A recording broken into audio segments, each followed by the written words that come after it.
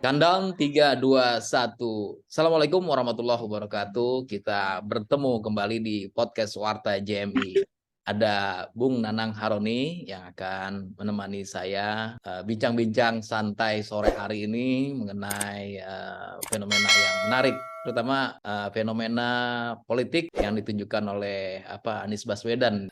Faktanya adalah Anies Baswedan melakukan safari politik, katakanlah begitu, ke Bangkalan dan Madura dan sekitarnya, kemudian ke Surabaya. Yang menarik ketika dia berada di Surabaya, kemudian menuai perdebatan, bukan perdebatan sih, menuai cibiran dari politisi PDIP Hasto, Sekjen PDIP Pak Hasto mengatakan bahwa Anies sepi itu di di Surabaya. Karena orang tahu yang berhasil membangun Surabaya itu bukannya dari kadernya PDIP, dari kadernya PDIP. Jadi orang nggak mau terlalu antusias datang mengunjungin capres dari PKS, Demokrat dan Nasional Demokrat, Nasdem. Nah, berkait dengan itu nih, dibilang sepi, kenapa kok sampai Hasto menyampaikan tudingan itu tuh sepi? Terganggu banget kali ya? Atau gimana nih, Bung Nanang ngelihat? Iya, iya, iya menarik ya. Tapi juga biasa saja, menarik tapi juga biasa saja karena situasinya akan terus begitu. Saya kira di berbagai tempat, bukan hanya di Surabaya, akan terjadi selalu perdebatan semacam itu.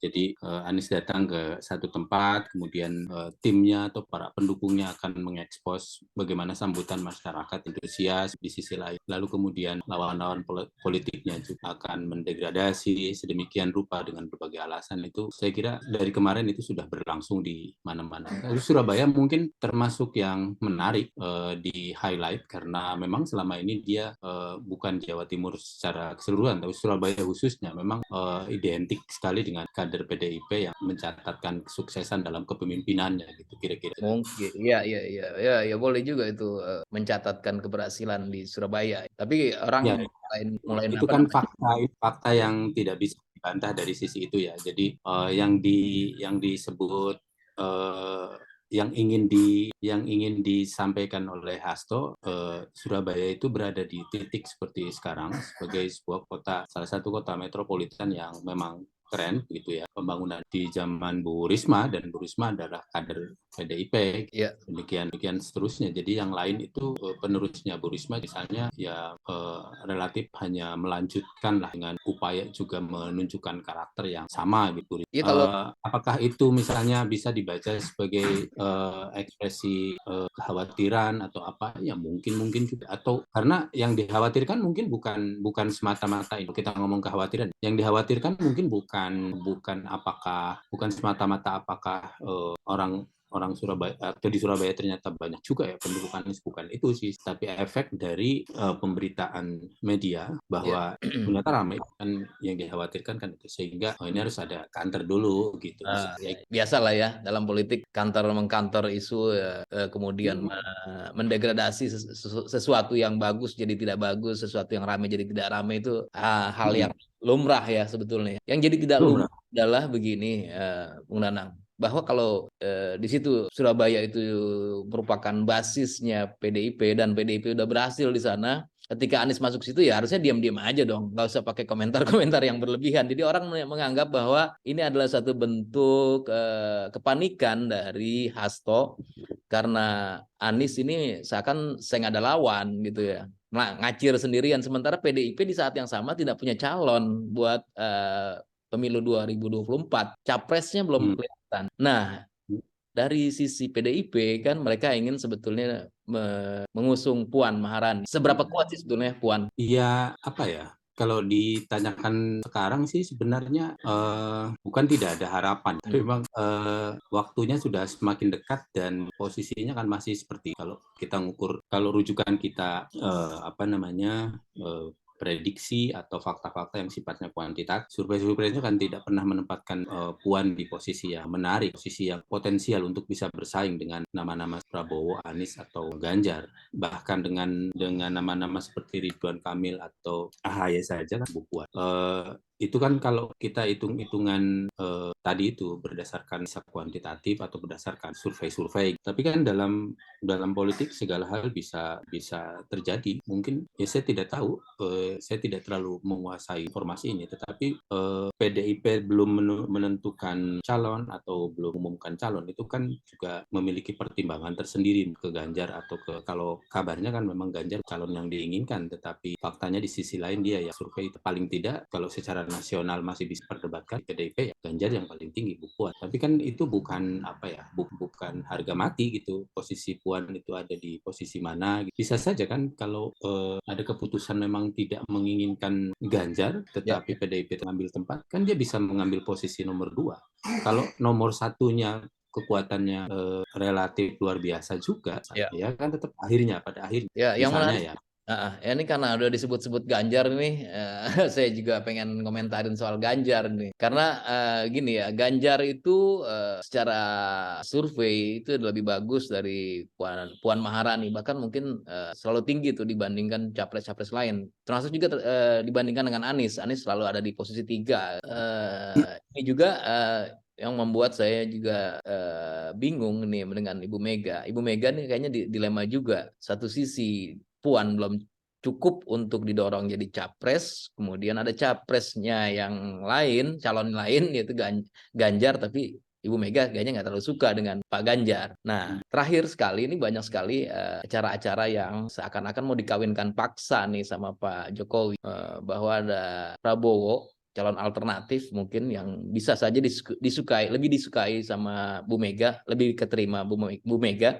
Di endorse lah dua orang ini sama Pak Jokowi, kunjungan kemana-mana, terutama kunjungan ke desa-desa, bahwa orang ini sebenarnya bisa memakmurkan desa untuk pembangunan Indonesia gitu, kira-kira pesannya begitu. Nah, Prabowo, mungkin Anda punya catatan khusus mengenai Prabowo. Ini Prabowo seberapa jauh bisa diterima oleh Ibu Mega ini? Seandainya kita main andai-andai ya, kalkulasi politiknya adalah bahwa Puan Maharani tidak terlalu kuat untuk didorong menjadi capres. Kemudian Prabowo jadi capres, didukung Golkar, didukung PDIP, kemudian Puan menjadi cawapres. Pasangan ini menurut Anda seberapa kuat secara nasional nanti untuk pemilu 2024? Siapa Pak Prabowo terus wapresnya?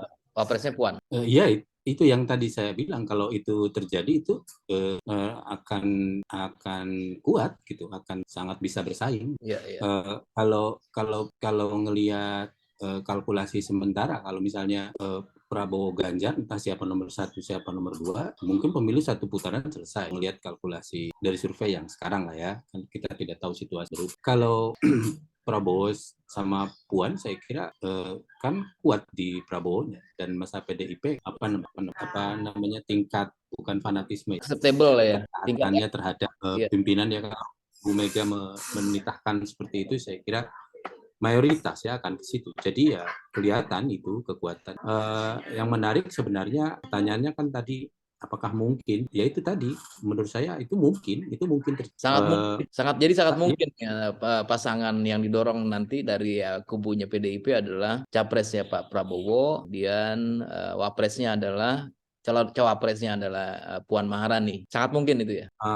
Mungkin, saya nggak bilang sangat, tapi itu presiden bahwa Prabowo diterima di Megawati itu kan banyak. Artinya di masa lalu memang tidak ada hambatan komunikasi politik di antara mereka. Prabowo jauh lebih bisa diterima, saya kira, daripada yang lain itu di ruang Bu Megawati. Mereka sudah beberapa kali ketemu, beberapa kali kerjasama, misalnya di beberapa waktu lalu, meskipun tidak sampai menunjukkan deal-deal tertentu yang akhirnya punya konsekuensi luar biasa gitu ya, tetapi kelihatan ada beberapa hal yang relatif bisa menyatukan mereka dibanding misalnya Bu Megawati dengan tokoh lain ya, terutama misalnya kan enggak, kalau Pak Prabowo kan enggak. Terus kemudian yang kedua ya fakta bahwa Pak Prabowo menjadi bagian dari kabinet Pak Jokowi, dan Pak Jokowi adalah kader terbaik ya, tokoh yang harus dikatakan ya bisa dibanggakan. PDIP itu juga kan jalan masuk yang mudah dimengerti, presidennya ada ke situ. Menurut saya begitu. Ya, kalkulasi lainnya misalkan kubunya dari koalisi PKS, Nasdem dan Demokrat. Ini kan sampai saat ini belum menentukan cawapresnya. Kira-kira Anies nih akan, dan terakhir memang sepertinya tiga partai ini sepakat bahwa biar Anies aja lah yang nentuin siapa cawapresnya. Ini kira-kira yang mau digandeng Anies nih dalam perspektifnya Bung Nanang siapa ini? Kira-kira kalau AHY apakah mungkin, kemudian apakah Khofifah atau ada nama lain mungkin yang bisa muncul. Mungkin bisa jadi Ridwan Kamil kali membelot sebentar. Golkarnya mau nyebrang ke sana atau gimana? Mungkin ada pandangan-pandangan lain. Ini semakin ini ya, semakin spekulatif nanti jawaban saya. Ya, karena juga ini juga Udah dipanggil wilayah spekulatif nih yang Anies, belum bisa kita definisikan, karena sampai saat ini juga belum ada tanda-tanda bahwa yang diinginkan oleh Anies itu cawapresnya begini kriterianya. Anies belum menentukan kriteria, dia hanya bilang bahwa cawapresnya harus punya elektabilitas yang bisa mengatrol dia juga, sama-sama iya punya pasti. elektabilitas. Pasti. Jawaban saya juga itu. Jadi meskipun saya belum pernah mendengar itu, saya kira ada di kepala Pak Anies pasti itu. Jadi kriterianya tidak akan sangat ketat, harus karakter, harus ini. Dia berpotensi menjadi ngumpul suara yang menambah kekuatan dia atau tidak itu. Gitu. Elektabilitasnya harus sangat tinggi. Siapa saja disikat gitu harusnya. Iya. Nah, yang menarik kan Jadi, sebetulnya kan yang kepengen dan rasional. Mungkin kalau dilihat dalam perkembangannya ternyata Agus atau AHY yang memang semakin lama semakin kuat, ya itu saya kira meskipun ya Nasdem harus rela meskipun dia yang pertama kali mengusung. Pilihannya kan harus. Yang menarik ini bahwa kemarin itu di Surabaya dan maksudnya Jawa Timur juga dalam safari itu kan sebetulnya kantong suaranya Demokrat ya. Ya. Inisiatifnya memang dari Nasdem yang mengagendakan safari politiknya Pak Anies, tapi kita juga harus punya daya nalar juga bahwa Demokrat yang ada di koalisi itu punya calon AHY yang pantas disorongkan juga, dan Demokrat itu memiliki suara nasional yang paling tinggi di Jawa Timur. Boleh dibilang ketika Anies tidak menggandeng AHY atau AHY tidak hadir di saat safari politik Jawa Timur itu jadi tanda tanya juga. Ini sebetulnya apakah ini menjadi sebuah simbol bahwa AHY itu belum cocok lah untuk duet sama Anies atau gimana? Bung Nanang mungkin punya pandangan sendiri. Saya tidak terlalu membaca istilahnya makna yang lebih dari sekedar persoalan teknis saja. Ketidakhadiran meskipun apa-apa juga selalu punya makna ya, simbolik iya. Belum bisa dipakai untuk mengukur apakah AHY belum dianggap pantas, tidak. Menurut saya ukuran yang akan selalu dirujuk ke depan oleh Anies bahkan juga oleh partai-partai adalah soal tadi itu, soal sejauh mana si calon itu tidak hanya elektabilitasnya tadi. Hanya sekedar tempelan. Ini berbeda sekali kan dengan misalnya ya semua calon juga menginginkan itu. Tetapi kan misalnya zamannya Jokowi ketika menggandeng Ma'ruf Amin kan nggak terlalu dihitung kan. Yang dihitung kan representasi, dan artinya harapan elektabilitasnya itu dihitung secara mendadak gitu. Oh, kalau comot ini aman, NU aman nih, gitu kira-kira. Kan tidak karena orang ini elektabilitasnya kok semakin lama semakin tinggi, gue comot aja, enggak kayak gitu. Posisi sekarang kan, kalau posisi Anies sekarang kan siapa kira-kira di sekitarnya itu, entah Khofifah atau hitung-hitungannya misalnya kalau Khofifah apa iya bisa dia juga ya dia representasi NU ya, tapi apakah akan sebulat itu juga atau presentasinya cukup tinggi juga NU Khofifah gitu misalnya dan seterusnya. Jadi itu semua masih dalam perhitungan, tetapi ukurannya rujukannya saya kira yang paling masuk akal tadi akan dilihat sejauh mana calon wakilnya ya. Kalau Ridwan saya kira yang Anda sebutkan, dulu saya masih berpikir itu mungkin. Sekarang setelah dia masuk Golkar, ya sangat tergantung konstelasi politik di Golkar. Ya kelihatannya tidak. Betul. Ya, ini menjadi sekaligus konklusi kita obrolan kita kali ini bahwa segala sesuatu masih mungkin terjadi. Kita lihat bahwa dulu Pak Jokowi mengambil Pak Ma'ruf Amin dengan pertimbangan bahwa mereka sudah aman dengan PDIP ditambah kekuatan dari Nahdlatul Ulama, itu akan menjadi kekuatan tambahan. Dan sekarang posisinya Anies berbeda. Anies butuh wakil yang punya getting voter yang lebih bagus gitu ketimbang zamannya Jokowi merekrut Ma'ruf Amin. Terima kasih Manang. Kita jumpa lagi nanti Iya, di topik yang menarik. makasih Salam jumpa. Bung Hil, salam sehat. Ya, salam sehat.